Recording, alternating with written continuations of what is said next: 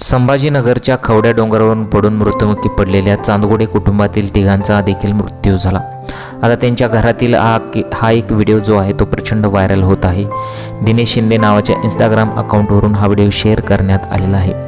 मुरलीधर तसेच त्यांची पत्नी संगीता व मुलगा कुणाल यांचा मृत्यू झाल्याची घटना त्यांच्या आईवडिलांना रात्री अंत्यसंस्कारापर्यंत नातेवाईकांनी माहिती होऊ दिली नव्हती। शुक्रवारी रात्री धनगर पिंपळगाव परिसरात असलेल्या शिवलला वस्तीत तेथे शेतात 12 ते 12:30 दरम्यान मुरलीधर यांचे अंत्यसंस्कार करण्यात आले।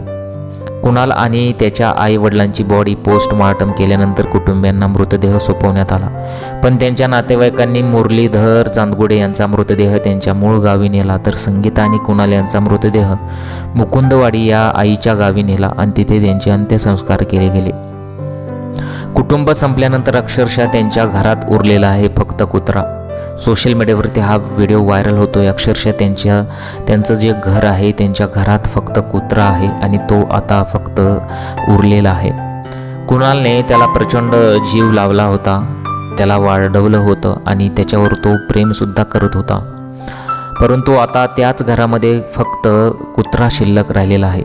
हा व्हिडिओ पाहिल्यानंतर अक्षरशः अनेक लोकांना खूप वाईट वाटत आहे। सोशल मीडियावरती या घटनेचा सुद्धा व्हिडिओ प्रचंड व्हायरल झालेला आहे। आता नक्की या तिघांचा मृत्यू झालेला आहे, परंतु याच्या मागची जी काही कारणे आहेत ते आता पोलीस शोध त्याचा घेत आहेत।